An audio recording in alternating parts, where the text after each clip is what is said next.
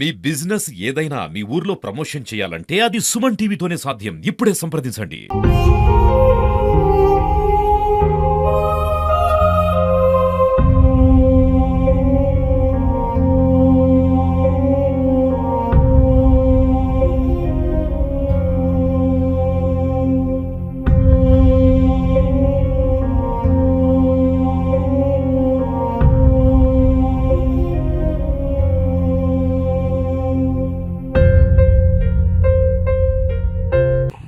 Suman TV పెద్దపల్లికి స్వాగతం.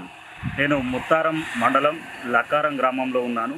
నిన్న రాత్రి ఎంగిలి పూల బతుకమ్మ సందర్భంగా ఈ గ్రామ చౌరస్తాలో మహిళలందరూ బతుకమ్మ ఆడుతూ ఆనందోత్సవాల మధ్యలో ఉన్న సందర్భంలో గ్రామానికి చెందిన మాదాసు స్వరూప ఆమె కూడా ఆ రోజు పొద్దున్నే పూలు సేకరించి బతుకమ్మను పేర్చి అందరూ మహిళలతో ఆడుతూ ఉన్న సందర్భంలో ఒక్కసారిగా కుప్పకూలి పడిపోవడం జరిగింది. ఏం జరిగిందని తోటి మహిళలు గమనించి చూసేసరికి ఆమె చనిపోయిందని అంటున్నారు. అసలు ఏం జరిగింది? స్వరూప గారితో పక్కకే ఉండి బతుకమ్మ ఆడుతున్న సమ్మక్క గారిని అడిగి తెలుసుకుందాం. మాతోటే ఆడుతున్నది ఆమె మేము ఒకటానే ఉన్నాం. ఉట్టిగానే మా మధ్యలో కూర్చున్న వల్లే ఏందేందని అందరం వచ్చేసరికి కళ్ళు మూసింది. సప్పులు లేదు సర్లేదు, డాక్టర్ వచ్చిండు చూసిండు, చనిపోయింది అన్నారు. మనం నిన్న లక్కారం గ్రామంలో ఎంగిలిపూల బతుకమ్మ ఆడుతూ అకస్మాత్తుగా కింద పడి చనిపోయిన స్వరూప గారి ఇంటి దగ్గర ఉన్నాం. వారి కూతురు సుస్మిత గారిని అడిగి వివరాలు తెలుసుకుందాం. నా పేరు సుస్మిత, మా చెల్లె పేరు దివ్య, మా మమ్మీ పేరు స్వరూప, మా డాడీ పేరు మొండయ్య. మా డాడీ 12 సంవత్సరాల క్రితం చచ్చిపోయిండు.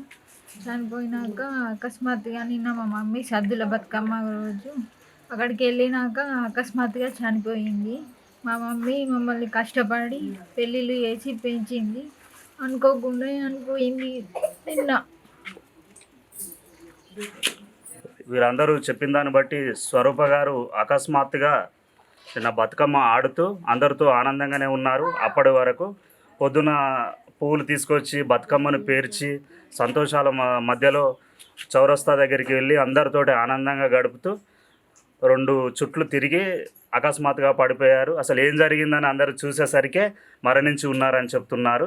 ఏది ఏమైనా సద్దుల బతుకమ్మకు తన 2 బిడ్డలను తీసుకొని వచ్చి పండుగ చేద్దామనుకున్న ఆ తల్లి ఆ బిడ్డలకు శోకాన్ని మిగిల్చి అనంత లోకాలకు వెళ్ళిపోయింది. వారి కుటుంబం చాలా దయనీయమైనదని, పేదవారని, వారిని ప్రభుత్వం ఆదుకోవాలని ప్రజలందరూ కోరుతున్నారు. కెమెరామెన్ కుమార్తో శ్రీధర్, సుమన్ టీవీ, పెద్దపల్లి.